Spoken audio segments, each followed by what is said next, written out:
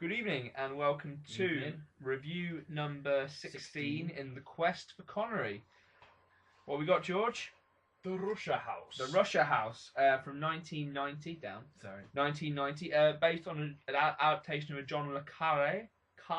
John le Carre? I don't know. John le Carre. I can't He's remember a what his famous name spy novelist. One of his thrillers. John Le Carre. John le Carre. And we gave this a very, very respectable 7 out of 10.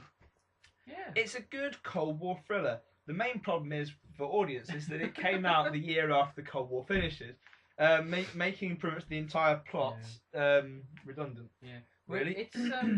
It's not the most exciting film. Slow burning. There's no real action in it. But if you want to sit down and have to think through a film and see some good acting, some good thought out story, storyline, it's kind of like, in a way, like the old Bonds were from Russia with Love kind of style. Yeah. Cold War intrigue, and it's quite interesting now, I think. But maybe at the time people were like, well, we're kind of fed up with this. Cold War's ended. Well, I guess it's like if you get into history, this is quite interesting. And especially Connery proves that he can do this really, really good acting and show some emotion. The way him and Michelle Pfeiffer work out their sort of romance. She's good. Yeah, I mean, you think Michelle Pfeiffer, but she's a fine Russian accent. She's a very believable mother of two in the film, and it's just a really nice romance. You've got some good support from Roy Scheider as well. Yeah, he was the late Roy Scheider. Yeah. Great. Yeah, but he wasn't in it much. But I thought he did well when he was on screen. Yeah, he did his best. Yeah. I think it's definitely worth watching, but I mean, don't expect. I think probably people thought, oh, it's gonna be action. It was quite a slow film, which is fine because it works because of the strength of the performances. You need to expect that this isn't going to be the most exciting film. No. And you kind of just have to sit down and think about it, just take it in and go along with the ride. And, just know that you're not going to get big thrills out of it. Nicely shot. You get some nice shots of Moscow.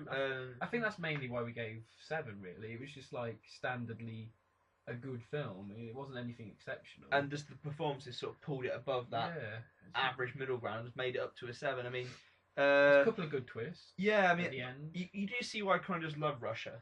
Yeah. And he's sort of alcoholic. He plays it well. Yeah. I think that's giving him a chance to act, but of course the public doesn't really want to see. Once again, though, he has a bit of a stupid name in the film, Barley Blair. Barley Blair, because that's what all. I mean, for our American audience, if anyone's American watching this, we're not all called that. We have normal names. Matt Lowe.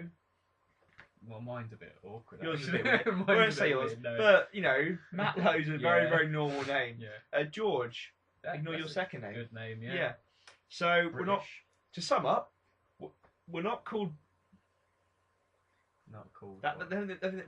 British people don't just do that. It's a Churchill thing. He was British. Yeah, I'm just saying people think it's. Anyway. Good sum up. 7 out of 10. Barley Blair's not our name if you're American. And yeah, Connery, he can act. He can act. Have faith. He can.